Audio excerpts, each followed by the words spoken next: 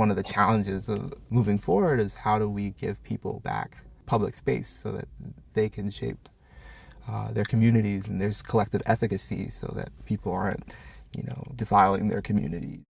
The handful of men in my family have all been entrepreneurs and basically advocated for things that I was passionate about, essentially diversity and inclusion and breaking the boundaries for these professions that, are typically underrepresented, architecture and design.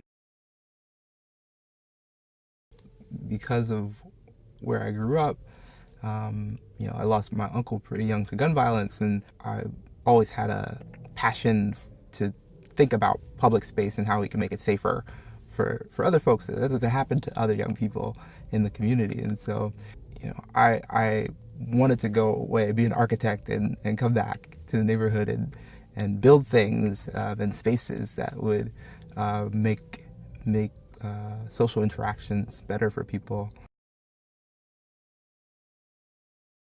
When I think of community, I personally think of just tribe, a group of people or a space where you feel the most comfortable.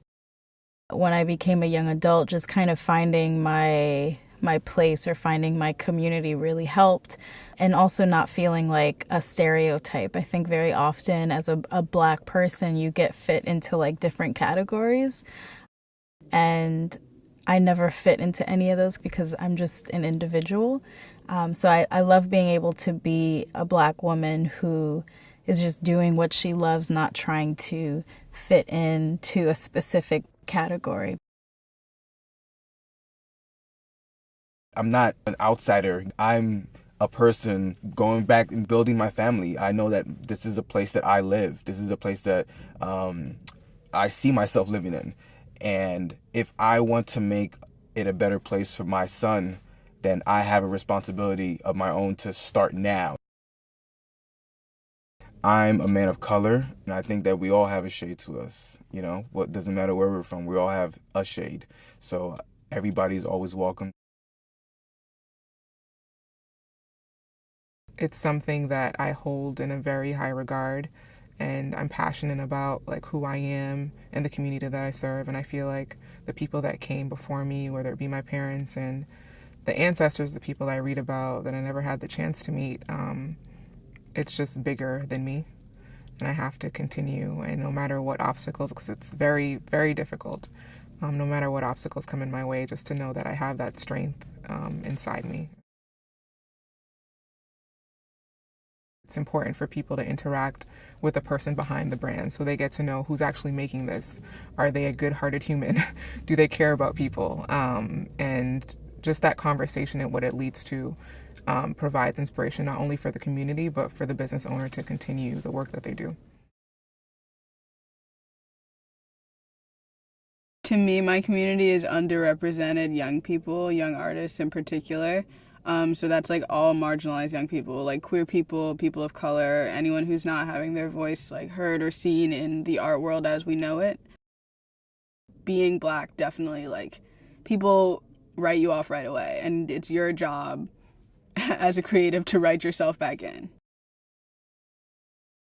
All I try to do is provide opportunities for people to understand that and for people to learn from like my mistakes and my successes and whatever I'm doing.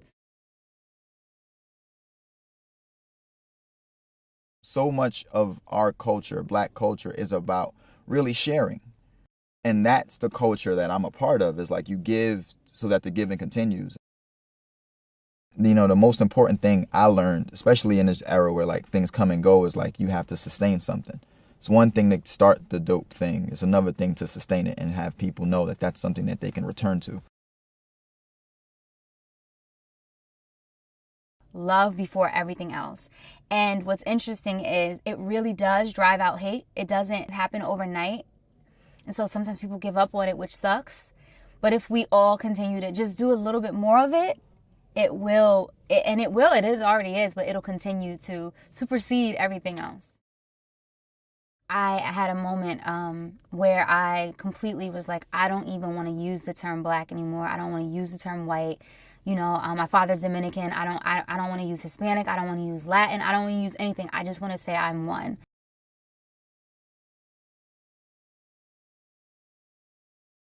I'm proud of my color, but I'm just as proud of my friend's color, or I'm just as proud of my girlfriend or boyfriend's color who's not black, I just want to make sure my percentages are all 100.